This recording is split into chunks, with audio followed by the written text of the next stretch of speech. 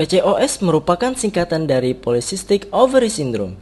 Sindrom adalah kumpulan gejala, ovary adalah ovarium, dan polycystic berasal dari kata poly yang berarti banyak dan kista yang artinya kantong abnormal yang berisi cairan. Eits, tunggu dulu, apa benar pada pasien PCOS ada banyak kista pada ovariumnya? Faktanya adalah PCOS sama sekali bukan merupakan kista. Penggunaan istilah PCOS sebenarnya merupakan penamaan yang kurang tepat. Istilah polikistik berasal dari adanya gambaran akumulasi folikel-folikel di ovarium yang menyerupai bentuk kista. Namun, kista adalah suatu keganasan dan PCOS bukan merupakan penyakit keganasan. Atas hal ini, beberapa asosiasi mengusulkan terminologi untuk menggantikan istilah PCOS.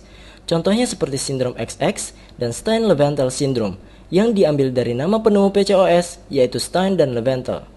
Selain polikistik ovarium, ada dua gejala lain yang bisa timbul pada pasien PCOS, yaitu hiperandrogenisme atau kadar androgen yang berlebih dan disfungsi ovulasi atau pematangan folikel ovarium yang terganggu. Lalu apa sih yang menyebabkan timbulnya gejala-gejala tersebut? PCOS merupakan penyakit multifaktorial. Ada beberapa faktor yang dihubungkan dengan terjadinya PCOS. Yang pertama adalah genetik. Pasien PCOS memiliki variasi genetik yang membuat kadar LH menjadi lebih tinggi dibandingkan FSH. Akibatnya, terjadi penurunan konversi testosteron menjadi estrogen oleh sel granulosa di ovarium. Selain itu, LH juga menstimulasi sel TK pada ovarium untuk meningkatkan sekresi androgen.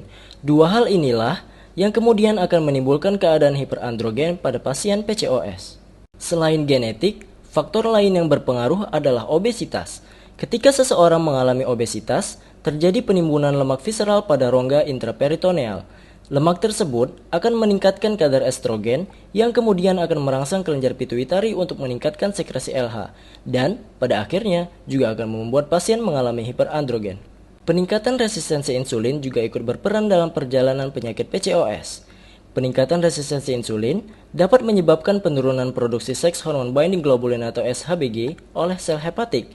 SHBG adalah protein yang berfungsi untuk mengikat testosteron di dalam darah.